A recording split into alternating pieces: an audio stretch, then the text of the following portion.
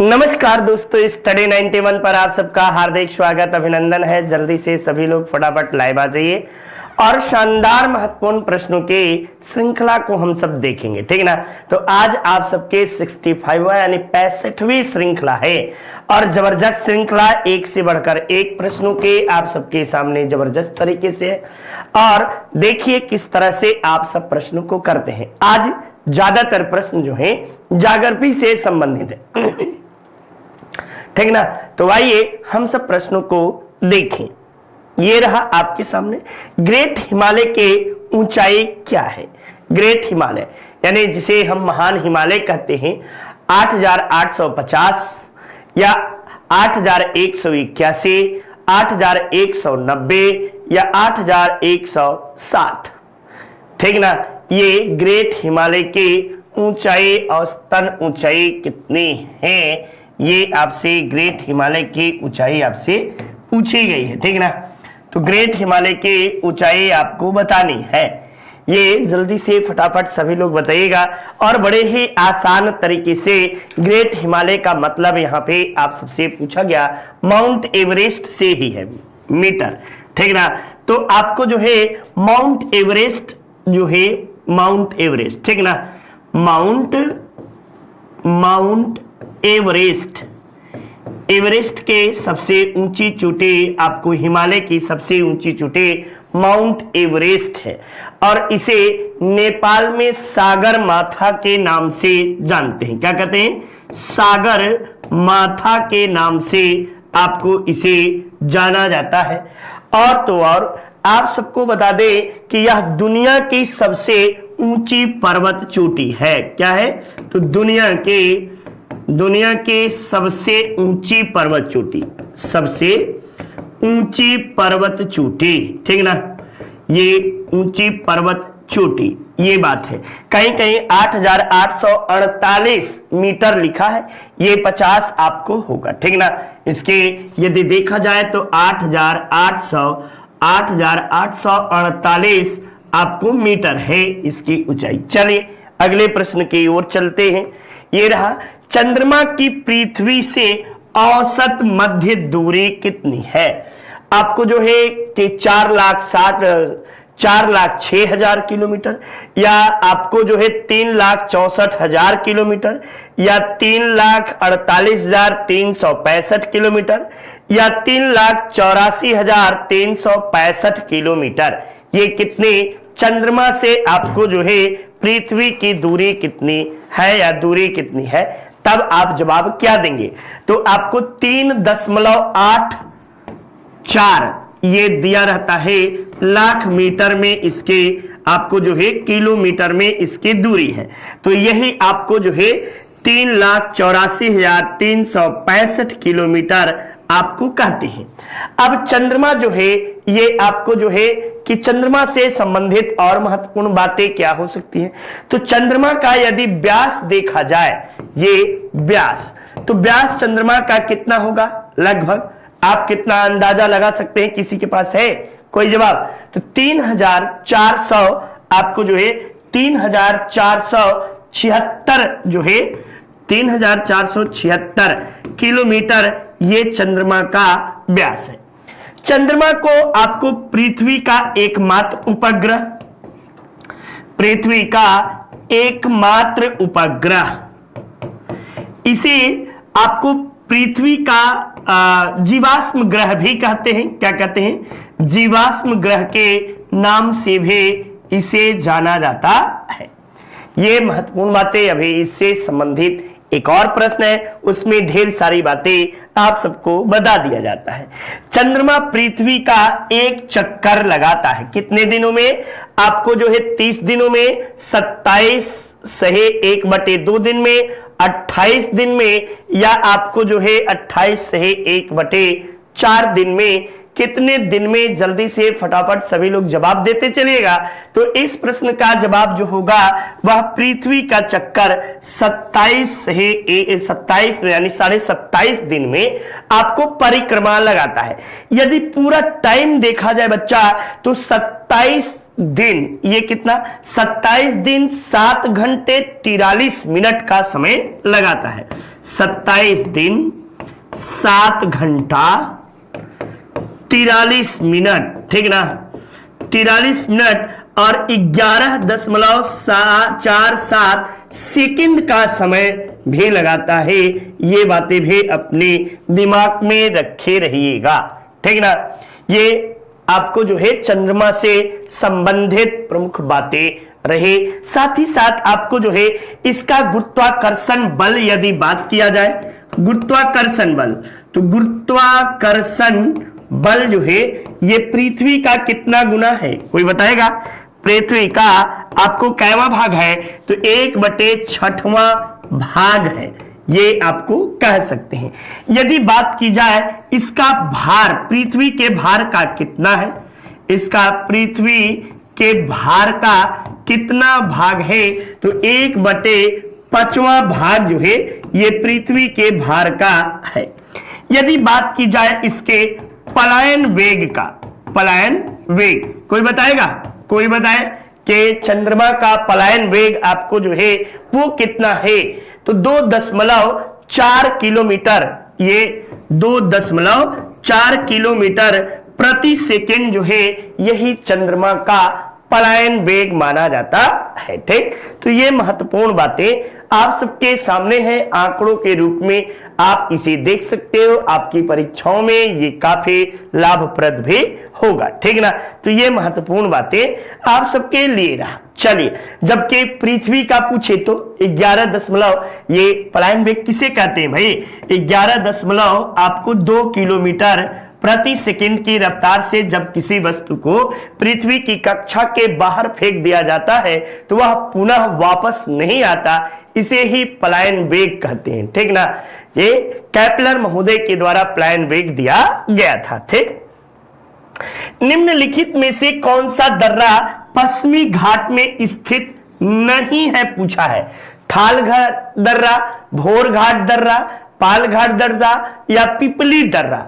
तो ये सब के सब, थाल घाट, भोर घाट, ये सब पश्चिमी घाट में स्थित है, ठीक ना, पश्चिमी घाट में। जबकि पिपली घाट दर्रा जो है ये अरावली श्रेणी में स्थित है, अरावली श्रेणी में आपको पिपली घाट दर्रा अरावली श्रेणी में स्थित है। यही महत्वपूर्ण बातें आप सबके ले रहे, ठीक ना। तो अरावली श्रेणी में पिपली घाट दर्रा है। चलिए नेक्स्ट देखिए, ये निम्न में से किस ग्रह को पृथ्वी की बहन कहा जाता है? पृथ्वी की बहन किसे कहते हैं? बुध को, शुक्र को, मंगल को या बृहस्पति को? तो आपको जो है ये आपको शुक्र को कहा जाता है। किसे? शुक्र को पृथ्वी का आपको भगिनी कहा जाता है। इसे पृथ्वी की भगिनी, पृथ्वी की भगिनी ये भी कहते हैं, ठीक ना। क्यों कहते हैं? तो आकार और आपको जो है भार में लगभग पृथ्वी के बराबर होने के कारण इसे पृथ्वी की भगिनी कहते हैं। पृथ्वी का सबसे नजदीक का ग्रह, पृथ्वी का सबसे नजदीक का ग्रह, सबसे नजदीक का ग्रह।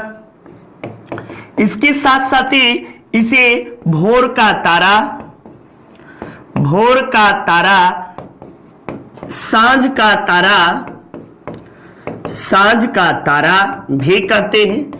इसे सौंदर्य का देवता भी कहते हैं, सौंदर्य का देवता भी कहते हैं। इसे सबसे चमकीला तारा भी कहते हैं, चमकीला ग्रह आपको कहा जाता है। क्यों चमकीला है? तो इसके आपको वायुमंडल में सर्वाधिक कार्बन डाइऑक्साइड है, वायुमंडल में 96% CO2 के कारण ये सबसे चमकीला तारा कहा जाता है, ठीक ना। ये महत्वपूर्ण बातें। और आपको जो है सूर्य से बढ़ती दूरी के आधार पर दूसरा ग्रह, सूर्य से बढ़ती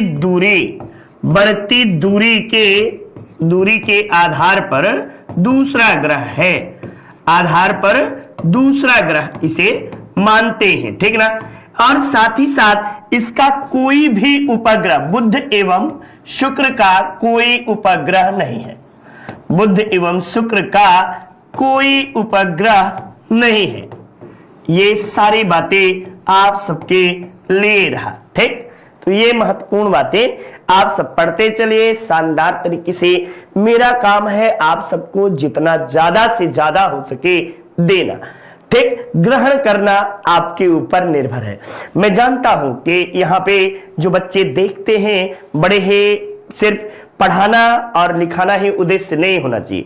आप सबके जीवन में मोटिवेशन की भी जरूरत है। ठीक ना, चूंकि YouTube पे देखने का मतलब है कि वही देखने का प्रयास करता है जिसके सामने संसाधनों का अभाव हो। ठीक, या वैसे लोग, वैसे बालिकाएं जो हैं जिन्हें घर से बहुत दूर जाने की इजाजत नहीं मिल पाती है और वो संघर्ष करके अपने को निखार लाना चाहते हैं, तो हम सब YouTube के माध्यम से आप सबके लिए हर प्रकार के संभव मदद करने की कोशिश करेंगे। क्योंकि समाज में स्त्रियां और जो है एक स्वच्छ समाज का निर्माण बहुत ही आज के समय में जरूरी है। ठीक ना, भारत का क्षेत्रफल कितना है, ये आपको कितना प्रतिशत भारत का क्षेत्रफल है? 32 यानी इकाई दहाई सैकड़ा हजार 10,000 लाख 10 लाख 32,57,400 वर्ग किलोमीटर, या 32,68,276, या 32,87,263, या 30,87,279 आपको वर्ग किलोमीटर। तो शानदार तरीके से ये सब प्रश्न कभी गलत नहीं होगा आप सबका। इसको 32,87,263 वर्ग किलोमीटर है। और भारत जो है विश्व में क्षेत्रफल की दृष्टि से 7वें नंबर पे है। विश्व में क्षेत्रफल में आपको जो है क्षेत्रफल में कैवें नंबर पे है? तो 7वें स्थान पर आपको है। और आपको कुल भूभाग का, यानी आपको पृथ्वी के कुल भूभाग का, पृथ्वी के कुल भूभाग का, कुल स्थल भाग का, भूभाग मत कहो, वही बात है, स्थल भाग का आपको जो है 2.4% है। साथ ही साथ आपको जो है कि ये आपको जो है यहां कर लो, यहां विश्व की दूसरी सबसे बड़ी जनसंख्या निवास करती है। दूसरी सर्वाधिक जनसंख्या निवास करती है, ये सबको पता है, जनसंख्या निवास करती है, ये बातें। ठीक, ये महत्वपूर्ण बातें हैं। साथ ही ये महत्वपूर्ण चीजें आप विश्व के 6 इससे बड़े कौन कौन से हैं, तब आपको जवाब देना होगा। सबसे बड़ा क्षेत्रफल की दृष्टि से रूस है, दूसरे पे कनाडा है, तीसरे पे आपको जो है अमेरिका है, चौथे पे चीन है, 5वें पे ब्राजील है, 6ठे पे आपको जो है ऑस्ट्रेलिया है, और 7वें पे भारत है। ये आपको वीडियो शानदार तरीके से हमारी संस्था की ओर से लिखा गया है, इसे आप परचेज कर सकते हैं और आप सबके सुनहरे भविष्य के लिए ये बहुत ही महत्वपूर्ण आपको किताब साबित होगी। यही आशा से मैंने लिखने का प्रयास भी किया है कि जो भी डाटा आप सबको कमी लगे वो चीजें मैंने देने का एक कोशिश किया है, आप सब इसे ले सकते हैं। अब देखिए, किन ग्रहों के कक्षाओं के मध्य क्षुद्र ग्रह पाए जाते हैं या क्षुद्र ग्रह के बेल्ट होती है? तो देख भाई, ये आपको सूर्य भगवान जी हैं, ठीक ना, और ये सूर्य भगवान जी हैं, ये आपको ये सारी चीजें देख लीजिएगा, पास से ही घिसने की कोशिश कर रहा हूं।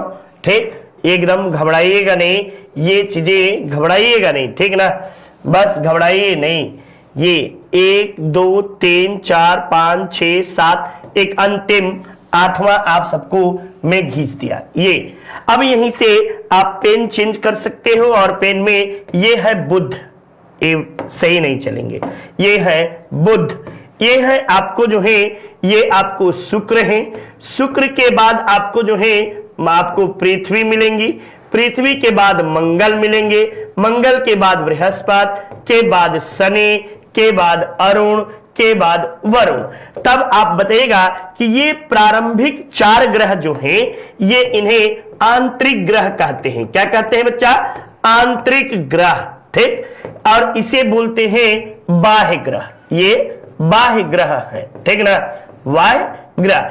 और आंतरिक ग्रह एवं बाह्य ग्रह के बीच में आपको क्या है, तो इन्हीं दोनों के बीच में क्षुद्र ग्रह पाए जाते हैं। क्षुद्र ग्रह जिन्हें एस्टेरॉयड के नाम से भी जाना जाता है। ठीक, तो ये जो क्षुद्र ग्रह है, ऐसे भी पूछता है किन ग्रहों के बीच में पाए, सॉरी ये एकदम गलती हो गया बाबू, एकदम ये देखो, ये तो भूल ही गया, घिस दिया ज्यादा दूर तक। ये आपको जो है ये मंगल तक, और ये दूरी जो है यहां से यहां तक, ये नहीं होगा। चलिए ये देखिए, मंगल और बृहस्पति के बीच आपको जो है कि क्षुद्र ग्रह कहां पाए जाते हैं, तो क्षुद्र ग्रह भैया आपको कहां पाए जाएंगे, मंगल और बृहस्पति के बीच में। मंगल और बृहस्पति के बीच में आपको क्षुद्र ग्रह पाए जाते हैं। ठीक, ये आपको बाह्य ग्रह है। और पूछता है कि बाह्य ग्रहों में सबसे भारी कौन है, तो पृथ्वी बाह्य ग्रहों में आपको पृथ्वी, ये पृथ्वी सबसे भारी ग्रह बाह्य ग्रहों में है। ठीक, और वैसे तो सबसे भारी ग्रह बृहस्पति है। ठीक, आंतरिक ग्रहों में सबसे भारी पृथ्वी है। आंतरिक ग्रह में ये देखो 4 आंतरिक ग्रह हैं, बुध, शुक्र, पृथ्वी और मंगल। और बाह्य ग्रह आपको जो है बृहस्पति, शनि, अरुण और वरुण, ये आपको माने जाते हैं। भारत को कितने प्राकृतिक प्रदेशों में विभाजित किया गया है, तो भारत को वैसे वस्तुतः आपको नई एनसीईआरटी में 6 क्षेत्र देने लगा है, लेकिन यहां पे हम आपको बताएंगे कुल 4 प्राकृतिक क्षेत्रों में विभाजित किया गया है। पहला आपको जो है उत्तर भारत का पर्वतीय मैदान या पर्वतीय प्रदेश, उत्तर भारत का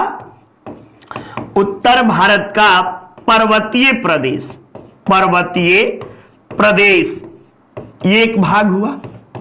दूसरा जो हुआ वह आपको जो है सिंधु, गंगा और ब्रह्मपुत्र, ठीक ना, ब्रह्मपुत्र का मैदानी भाग, ये 2 भाग हुआ। तीसरा जो हुआ वह आपको जो है प्रायद्वीपीय भारत का पठार,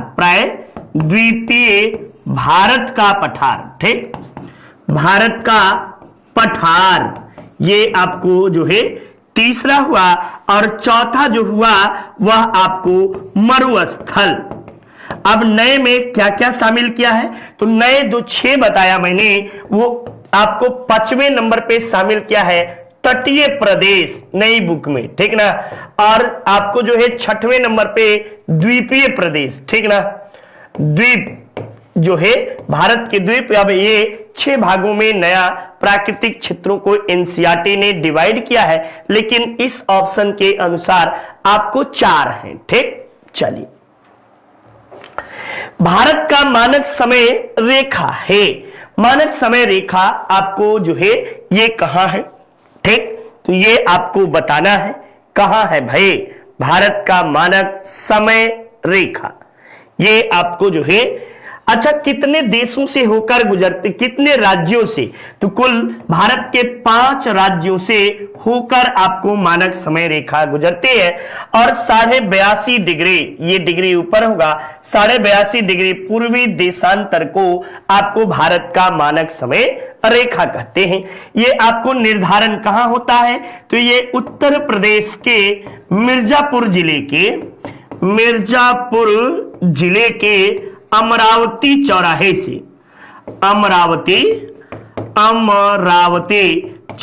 से आपको भारत का चौराहे पर आपको जो है भारत का आपको जो है जीएमटी आपको जीएमटी कह रहे हैं, ये चौराहे पर आपको स्थित है, ठीक ना, या मनोत्तर रेखा ये है।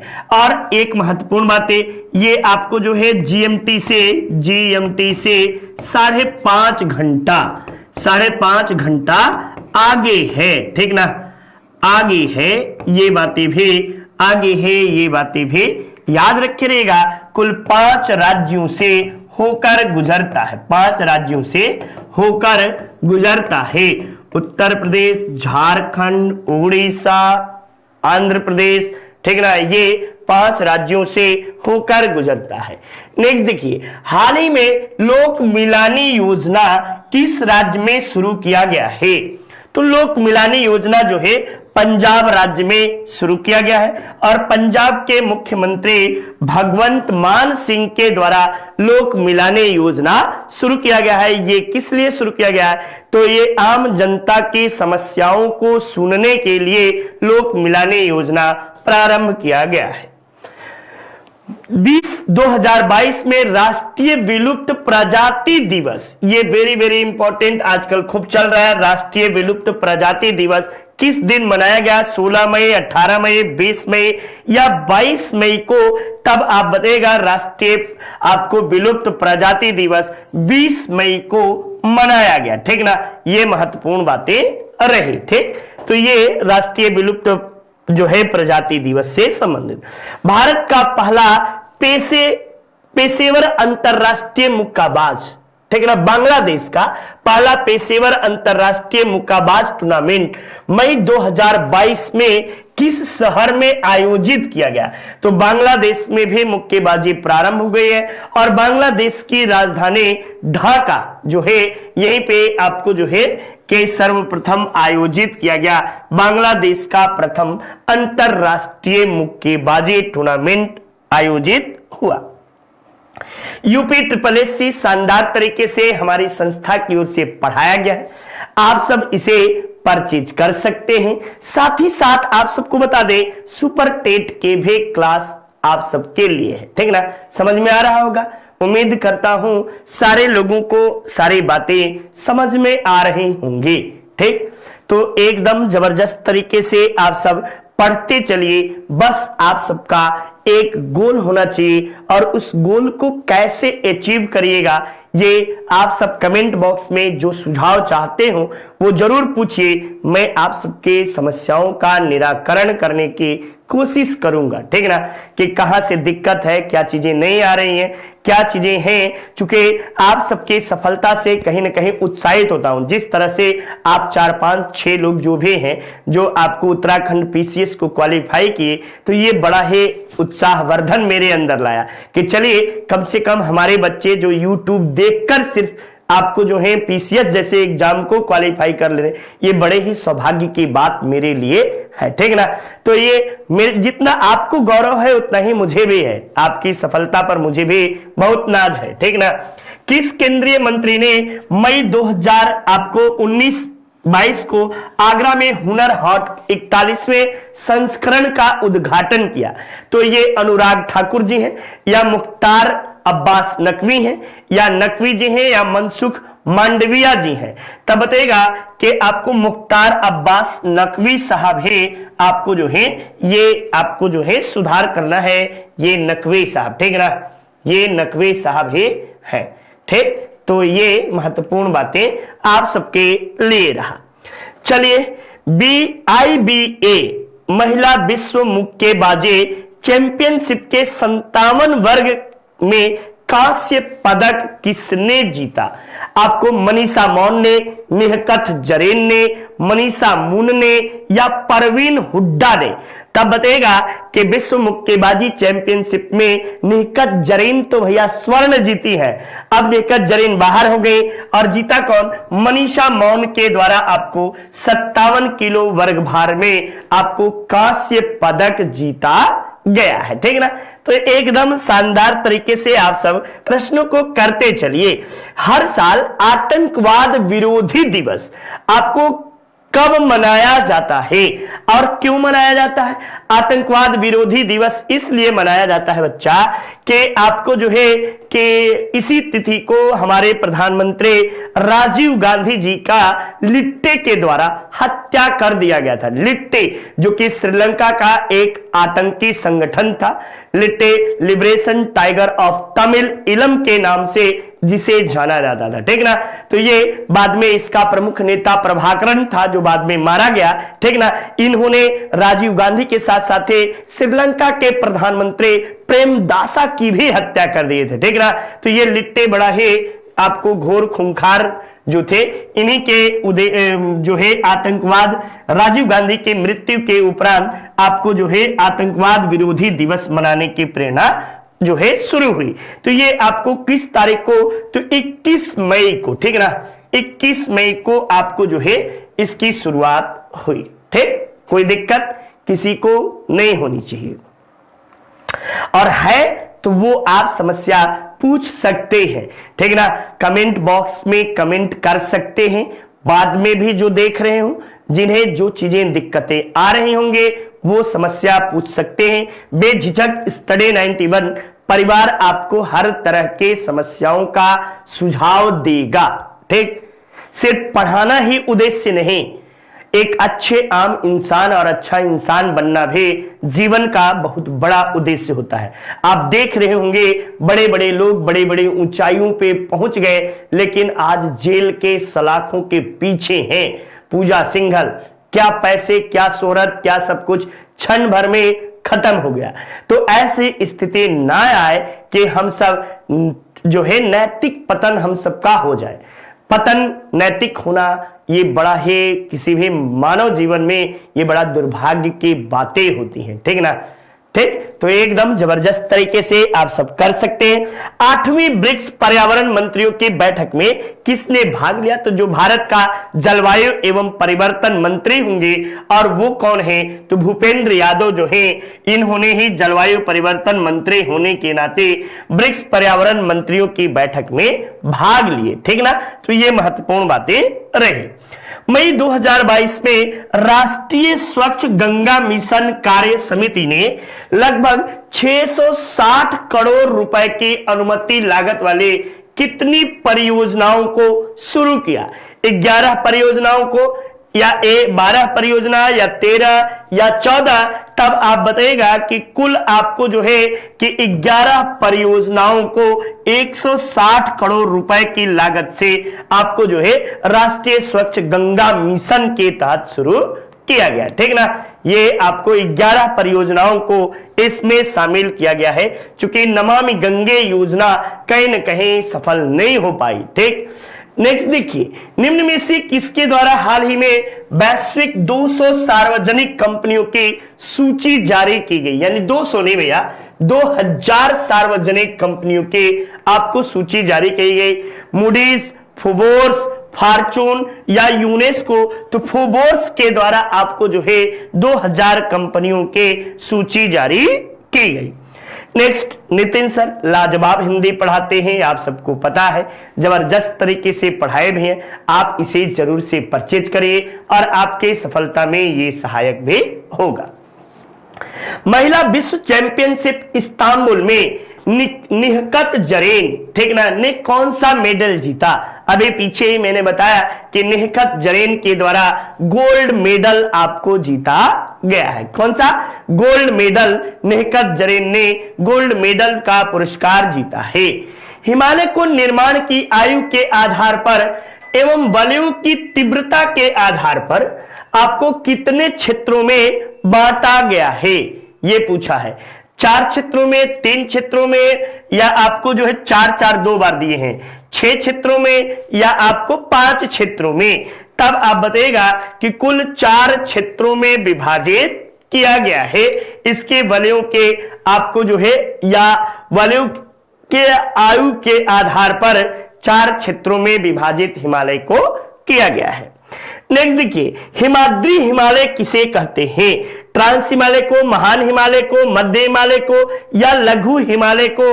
तो हिमाद्री हिमालय हमेशा ट्रांस हिमालय को हिमाद्री हिमालय के नाम से, सॉरी महान हिमालय, भाई ट्रांस हिमालय तो आपको जो है महान हिमालय को हमेशा आपको हिमाद्री हिमालय के नाम से जाना जाता है।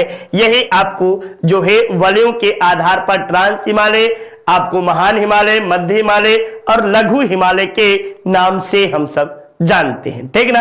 तो ये आपको 4 हिमालय के प्रमुख भाग हुए। ठीक, चलिए, मध्य हिमालय क्षेत्र में ढलानों पर छोटे छोटे घास के मैदान पाए जाते हैं। और ये छोटे छोटे घास के मैदान कहां पाए जाते हैं? तो ज्यादातर कश्मीर में पाए जाते हैं, ठीक ना, जिन्हें हम मर्ग के नाम से जानते हैं। क्या कहते हैं? गुलमर्ग, याद होगा, ठीक ना। ये गुलमर्ग खूब घूमने जाते हैं सब। गुलमर्ग, ये आपको मर्ग के नाम से, ये ढलानी छोटे छोटे घास के मैदान जो हैं, ये आपको क्या कहलाते हैं? तो मर्ग के नाम से हम इन्हें जानते हैं। शिवालिक हिमालय को किस अन्य नाम से भी जाना जाता है? तो इसे हम बाह्य हिमालय भी कहते हैं, ठीक ना। शिवालिक हिमालय को बाह्य हिमालय के नाम से भी जाना जाता है। और आपको पता होगा तीस्ता नदी का नाम सुने होंगे, और ब्रह्मपुत्र नदी जो है ये शिवालिक हिमालय की में ही है। और इसी में नामचा बरवा पर्वत श्रेणी से ब्रह्मपुत्र नदी भारत में प्रवेश करती है। ये सारी बातें शिवालिक हिमालय, इसका जो है पूर्व से पश्चिम की ओर जो है कि चौड़ाई कम है, पूर्व में आपको जो है कम है, पश्चिम में ज्यादा है, और इसका ढलान भी नीचे कम है, ठीक ना। तो ये महत्वपूर्ण बातें रही। NTA NET national eligibility test शानदार तरीके से हमारी संस्था की ओर से पढ़ाया गया है, इसे आप परचेज कर सकते हैं। साथ ही साथ सुपर टेट का भी बैच हमारी संस्था की ओर से पढ़ाया गया है, इसे भी आप जबरदस्त तरीके से अपने सफलता में सहायक बना सकते हैं और खूब मन लगा के पढ़िए। पृथ्वी से सूर्य कितना गुना बड़ा है? ये आपको पृथ्वी से सूर्य जो है ये कितना गुना बड़ा है? 8 लाख, 9 लाख, 13 लाख या 11 लाख? तो 13 लाख गुना आपको जो है सूर्य पृथ्वी से बड़ा है। साथ ही साथ आप सबको बता दें कि यहां तक ही नहीं, पृथ्वी की यदि बात की जाए दूरी, तो पृथ्वी की दूरी जो है ये आपको कितना, सूर्य से पृथ्वी की दूरी, सूर्य से पृथ्वी की दूरी, पृथ्वी की दूरी, ये दूरी कितनी है? तो 14 दशमलव आपको जो है 14.96 करोड़ किलोमीटर की दूरी है। करोड़ किलोमीटर, ये याद रखे रहेगा। यदि बात की जाए कि पृथ्वी, हाँ, महत्वपूर्ण बातों में सूर्य का बाह्य ताप कितना है, बाह्य तापमान कितना है, तब बताएगा 6000 डिग्री सेंटीग्रेड सूर्य का बाह्य तापमान है। सूर्य में कौन सी क्रिया होती है? तो सूर्य में नाभिकीय संलयन, सूर्य में नाभिकीय संलयन की क्रिया होती है, ठीक ना। संलयन की क्रिया जिसे हम लोग बोलते हैं न्यूक्लियर फ्यूजन की क्रिया संपन्न होती है, जिसमें हाइड्रोजन के अणु जो है हीलियम के अणु में टूटकर परिवर्तित होते हैं। साथ ही साथ आप महत्वपूर्ण बातों में और बातें कर सकते हैं, जैसे तापमान, दूरी। यदि पूछ ले भार कितना है, तो 3,90,000 गुना, पृथ्वी से 3,90,000 गुना, ठीक है ना, 90,000 गुना जो है, 1000 गुना इसका जो है भार है, ठीक। तो ये बातें भी आप सब लर्न कर सकते हैं, जान सकते हैं, ठीक। तो ये सूर्य जो है एक तप्त गोला है, ठीक, और सौर परिवार का, सौर मंडल का पितामह या जनक भी कह सकते हैं, निर्माता भी कह सकते हैं। सूर्य की संरचना प्रकाश मंडल का लगभग 98% भाग किससे बना है? तो 98% भाग हाइड्रोजन एवं हीलियम से बना है। किससे? हाइड्रोजन एवं हीलियम से आपको बना है। और हाइड्रोजन एवं हीलियम में आपको जो है नाभिकीय संलयन की क्रिया होती है। क्या होती है? तो नाभिकीय संलयन की आपको जो है क्रिया होती है। ये बातें भी रखे रहिएगा याद अपने मन मस्तिष्क में। नेक्स्ट, किस ग्रह पर तापमान सर्वाधिक होता है? तो अभी मैंने बताया कि शुक्र का तापमान जो है ये सबसे अधिक होता है, ठीक ना। मंगल आपको जो है इसे लाल ग्रह भी कहते हैं, लाल ग्रह कहते हैं। बृहस्पति को पीला ग्रह भी कहा जाता है, ठीक। तो ये सबसे छोटा ग्रह है, सबसे छोटा ग्रह, ठीक, छोटा ग्रह भी कहा जाता है। इन्हें हम लोग क्या कहते हैं, तो भोर का तारा या सांझ का तारा, सौंदर्य का देवता, कई नामों से हम सब जानते हैं। ये आपको बृहस्पति सबसे बड़ा आपको ग्रह है, ठीक ना। तो ये महत्वपूर्ण बातें रही।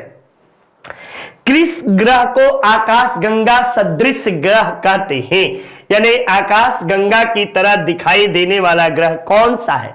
ये आपको शुक्र है, शनि है, पृथ्वी है, सॉरी शुक्र, शनि, बृहस्पति या यूरेनस, कौन सा आपको जो है सूर्य की तरह दिखाई, आकाश गंगा की सदृश दिखाई देता है? तो आकाश गंगा की तरह सदृश दिखाई देने वाला ग्रह जो है शनि है।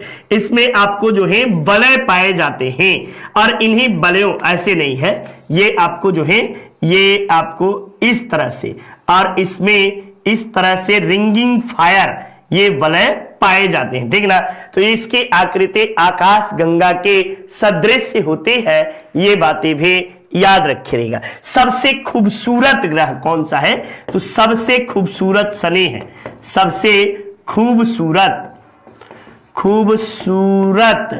ग्रह आपको कौन है? ये है।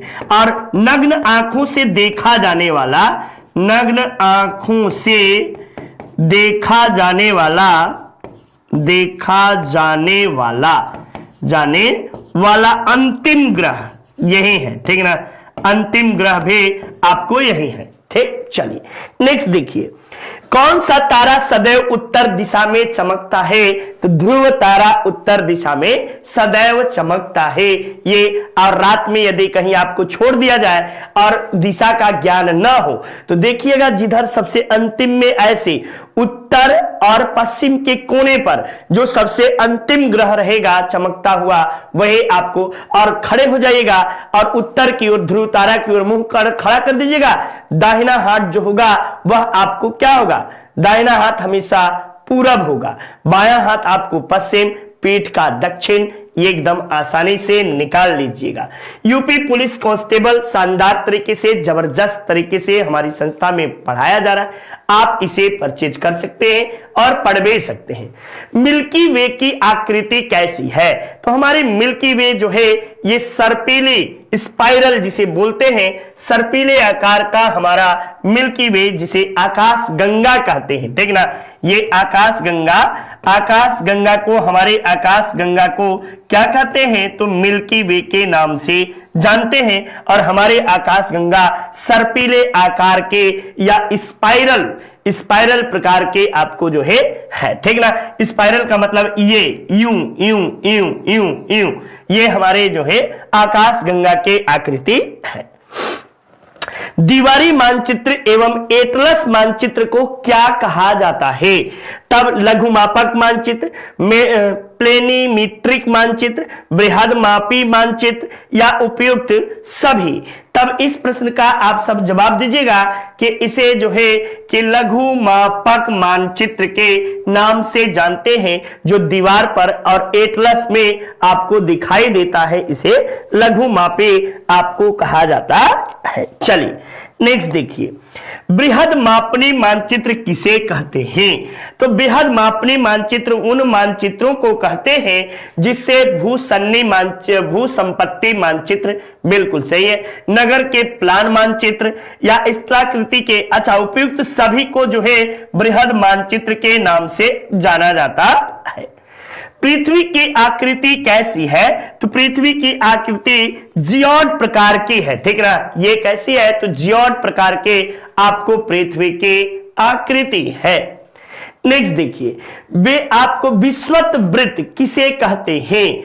तो उत्तरी ध्रुव पर खींची गई काल्पनिक रेखा, दक्षिणी ध्रुव पर खींची गई काल्पनिक रेखा, या उत्तर ध्रुव के मध्य समान दूरी पर खींची गई काल्पनिक रेखा, या उपयुक्त सभी।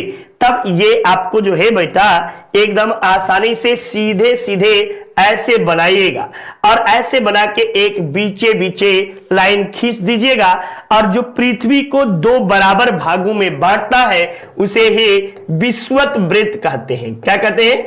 विषुवत वृत्त। और इसे 0 डिग्री के से डोनेट किया गया है, ठीक ना। वो और आपको 30.5 डिग्री उत्तर की ओर खींची गई यानी नॉर्थ में खींची गई 23.5 डिग्री को क्या कहते हैं? तो कर्क रेखा कहते हैं। ये भी आप याद रखे रहेगा। और 30.5 डिग्री दक्षिण में खींची गई रेखा को आपको साउथ में ये मकर रेखा के नाम से जाना जाता है। ये बातें भी वही आपको जो है कि ये आपको कौन सा हुआ? तो ऑप्शन के अनुसार ऑप्शन संख्या 3 इज योर राइट आंसर। 3 जो है ये बिल्कुल 3 आपको सही जवाब हुआ। वैसी काल्पनिक रेखा जो आपको पूर्व से पश्चिम की ओर बीचों बीच 2 भागों में पृथ्वी को डिवाइड करती है उसे विषुवत रेखा या भूमध्य रेखा के नाम से जाना जाता है। ठीक ना, एकदम आसान, दिमाग में कोई बर्थडे नहीं। जब आपसे पूछे कि अक्षांश देशांतर किसे कहते हैं, तो अक्षांश वैसी काल्पनिक रेखा जो आपको पूर्व से पश्चिम की ओर यानी इधर से, पूर्व इधर है ना, पूर्व से पश्चिम की ओर खींची जाती है उसे हम लोग क्या कहते हैं? अक्षांश रेखा कहते हैं। और देशांतर रेखा तो वैसी काल्पनिक रेखा जो उत्तर से दक्षिण की ओर खींची जाती है उसे हम लोग क्या कहते हैं? तो अक्षांश देशांतर के नाम से जानते हैं। यही हमारा पृथ्वी हुआ। ठीक, तो ये आप सब कहीं से कोई दिक्कत आपको उम्मीद करता हूं कि नहीं आनी चाहिए। चलिए नेक्स्ट देखिए, देशांतर रेखा किसे कहते हैं? आ ही गया। ठीक ना, भूमध्य रेखा के एक समान कोणीय दूरी वाले स्थानों को मिलाने वाली काल्पनिक रेखा है, या उत्तर और दक्षिण ध्रुव को मिलाने वाली काल्पनिक रेखा है, या 1 और 2 दोनों है, या इनमें से कोई नहीं। तब बताएगा कि उत्तर और आपको उत्तरी और दक्षिणी ध्रुव को मिलाने वाले काल्पनिक रेखा को हम क्या कहते हैं? अक्षांश रेखा कहते हैं। कुल अक्षांश रेखाओं की संख्या 360 है। ठीक ना, 360 जो है 180 प्लस 180 360 आपको है। नेक्स्ट देखिए, नितिन सर के द्वारा हैंड रिटेन नोट शानदार तरीके से हमारी संस्था की ओर से लिखा गया है। इसे आप परचेज कर सकते हैं और आप सबके सुनहरे भविष्य के लिए ये काफी फायदेमंद भी होगा। उम्मीद हम सब यही करते हैं, यही आशा भी है कि आप सबको चीजें समझ में आएंगी। पृथ्वी अपने अक्ष पर कितने समय में एक चक्कर पूरा कर लेती है? तो आपको जो है 23 घंटे 30 मिनट भैया ना, अपने अक्ष पर एक चक्कर कितना समय में पूरा करती है, तब आप बताइएगा कि आपको लगभग 24 घंटे में आपको पूरा कर लेती है।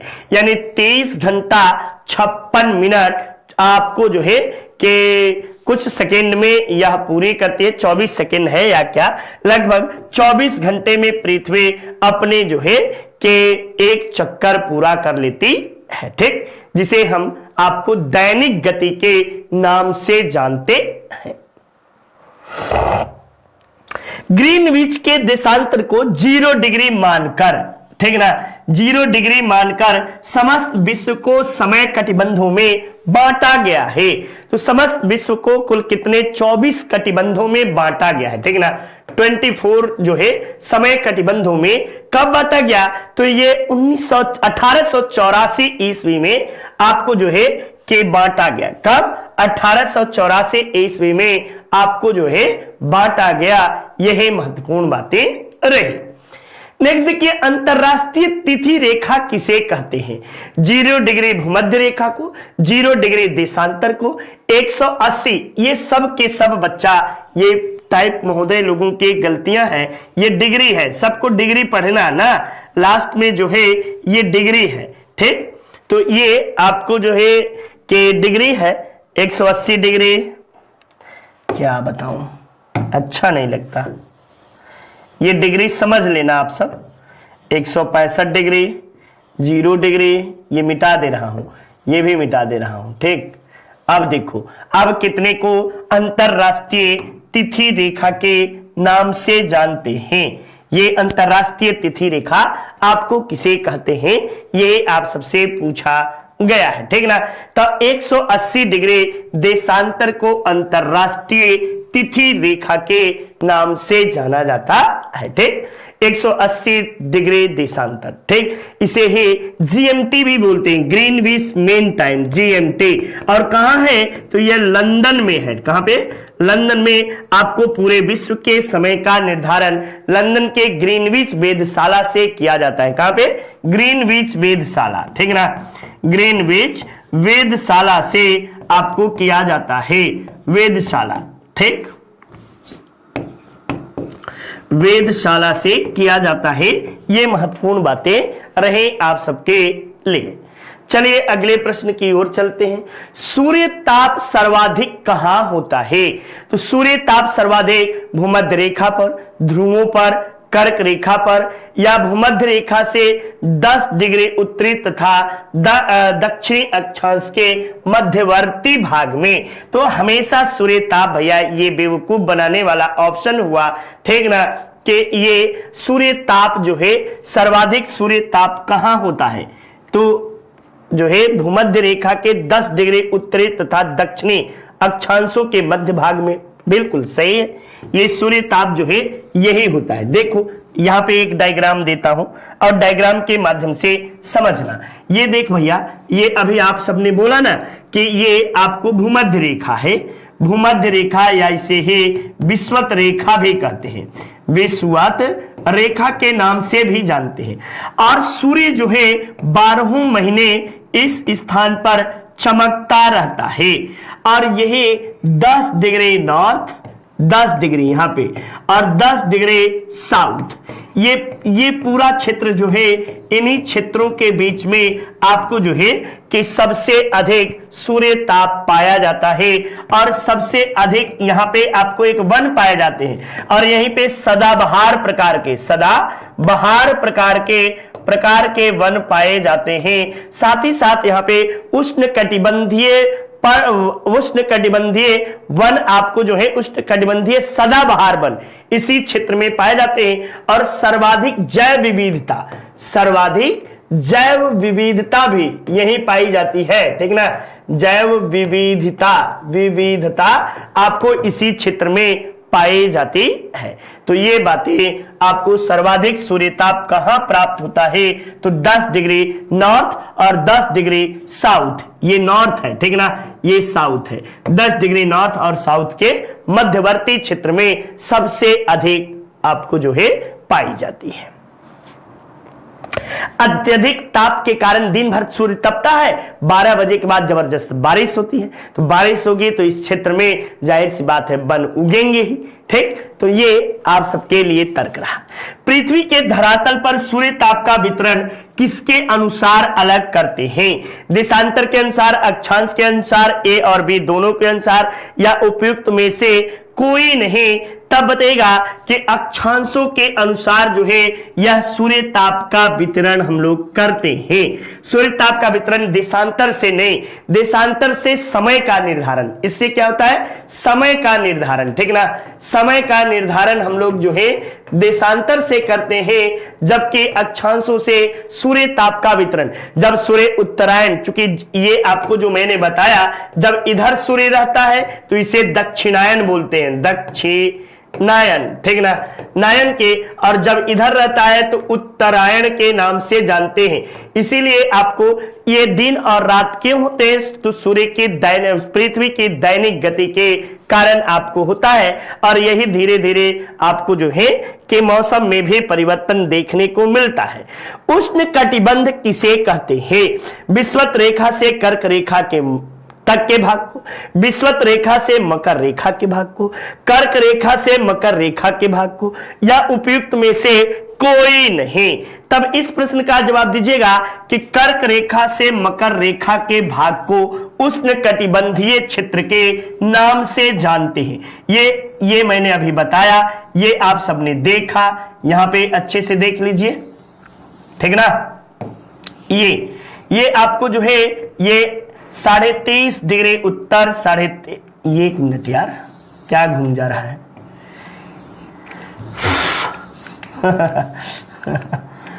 चलिए, कभी कभी जितना अच्छा बनाने की कोशिश करिए नहीं बन पाता, ठीक ना। ये आपको जो है यही, तो ये पूरा क्षेत्र जो है, ये पूरा क्षेत्र जो है इसे ही हम क्या कहते हैं? उष्णकटिबंधीय क्षेत्र, उष्णकटिबंधीय क्षेत्र के नाम से आपको जाना जाता है। ये 23.5 डिग्री आपको नॉर्थ है, जिसे कर्क रेखा कहते हैं, ठीक ना। पृथ्वी भारत जो है, भारत के बीचों बीच कर्क रेखा गुजरती है, और 23.5 डिग्री आपको साउथ, जिसे मकर रेखा के नाम से जानते हैं। इन्हीं दो रेखाओं के बीच में आपको जो है उष्णकटिबंधीय क्षेत्र पाए जाते हैं, ठीक। तो ये उम्मीद करता हूं कि किसी से कोई गलती नहीं होगी। अभी ऑर्डर करिए अपने नजदीकी बुक स्टॉल से और शानदार तरीके से अपने प्रश्नों के श्रृंखला को जबरदस्त तरीके से हल करिए। भूमध्य रेखा पर सूर्य किरणें कैसी होती हैं? तो भूमध्य रेखा पर सूर्य की किरणें लंबवत पड़ती हैं, ठीक ना। भूमध्य रेखा पर जैसे टार्च मारोगे, ये पृथ्वी है, यहाँ पे आपको सूर्य है, तो ये क्या पड़ेंगी? ये आपको हमेशा लंबवत ही पड़ेंगी। जबकि ध्रुवों पर कैसी पड़ेंगी? तो ध्रुवों पर तिरछी पड़ेंगी। तिरछी कहां पर? तो ध्रुवों पर आपको तिरछी पड़ेंगी, ध्रुवों पर तिरछी। और इसी कारण ध्रुवीय प्रदेश जो है वो अधिक ठंड होते हैं, जबकि भूमध्य रेखा पर गर्मी अधिक पड़ती है। चलिए नेक्स्ट देखिए, भारत में किस भाग में कर्क रेखा होकर गुजरती है? तो भारत के आपको किस भाग से कर्क रेखा गुजरती है? तो बताइएगा कि आपको जो है ये ऑप्शन बनेगा, ये भारत। तो भारत के आपको कर्क रेखा बीचों बीच होकर गुजरती है, बीचों बीच होकर गुजरती है। और कुल कितने राज्यों से होकर गुजरती है?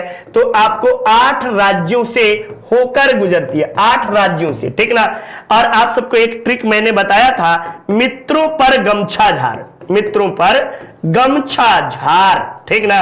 ये आपको याद होगा, इससे झारखंड हो गया, सभी को पता होगा झारखंड है।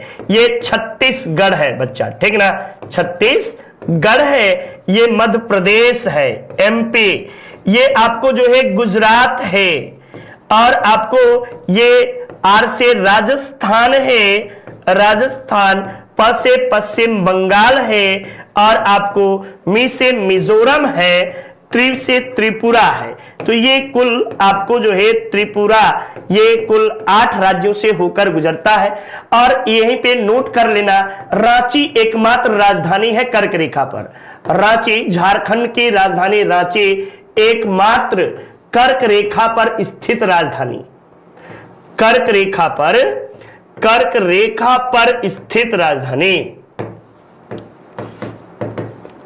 राजधानी आपको है। ये बातें भी याद रखे रहेगा। तो भारत के लगभग मध्य भाग से होकर गुजरती है, भारत के पूरब से पश्चिम दिशा में, बिल्कुल ये भी बात। भारत के 23 डिग्री, एकदम 23 डिग्री 10 इंच उत्तरी अक्षांश पे है।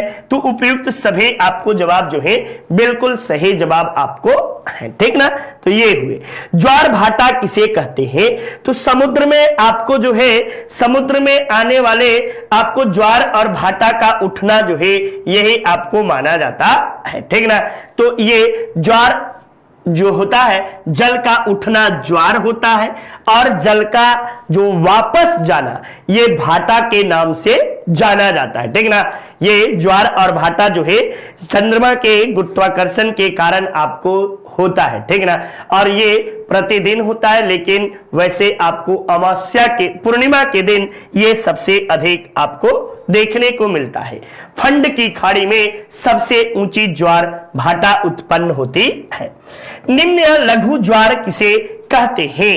तब बताएगा कि आपको निम्न या लघु ज्वार के नाम से किसे कहते हैं? जब सूर्य चंद्रमा के आकर्षण बल मिलने पर होता है, या सूर्य चंद्रमा का आकर्षण बल विपरीत होने पर होता है, या आपको सूर्य पृथ्वी का आकर्षण बल मिलने पर, या सूर्य पृथ्वी का आकर्षण बल विपरीत होने पर। तो लघु ज्वार जो होता है बच्चा, ये सूर्य चंद्रमा का आकर्षण बल विपरीत होने पर ही लघु ज्वार उत्पन्न होता है, ठीक ना। वही आप सबको बता दें कि लेब्राडोर कहां से प्रवाहित होती है? तो लेब्राडोर जलधारा जो है ये आपको उत्तरी ध्रुव सागर से। लेब्राडोर जलधारा कैसी है? तो यह एक ठंडी प्रकार की जलधारा, कैसी? ठंडी प्रकार की जलधारा है। ठीक ना। और ये कहां से निकलती है, तो ये आपको उत्तरी ध्रुव सागर से उठती है लिब्राडोर की जलधारा। ठीक, तो चले, शानदार तरीके से आप सबने महत्वपूर्ण प्रश्नों के श्रृंखला को किया और उम्मीद करता हूं कि चीजें अच्छी तरह से समझ में भी आई होंगी। साथ ही साथ मैं आप सबको एक सुझाव भी देना चाहता हूं कि यदि आप सबको कहीं पे भी किसी भी बात में कोई दिक्कत हो तो आप हमारे चैनल के नंबर पे आप जो है कॉल करके पूछ सकते हैं। साथ ही साथ मैं आपको कमेंट बॉक्स में कमेंट करके भी आप अपनी समस्याओं को पूछ सकते हैं, जिसका मैं निराकरण करने की कोशिश करूंगा। हमारी पूरी संस्था जो है आपके नित्य पर्यंत जो कठिन तपस्या है इसके पीछे संलग्न है। आपकी सफलता ही हमारी सफलता है। इन्हीं कामनाओं के साथ जय हिंद, जय भारत, वंदे मातरम।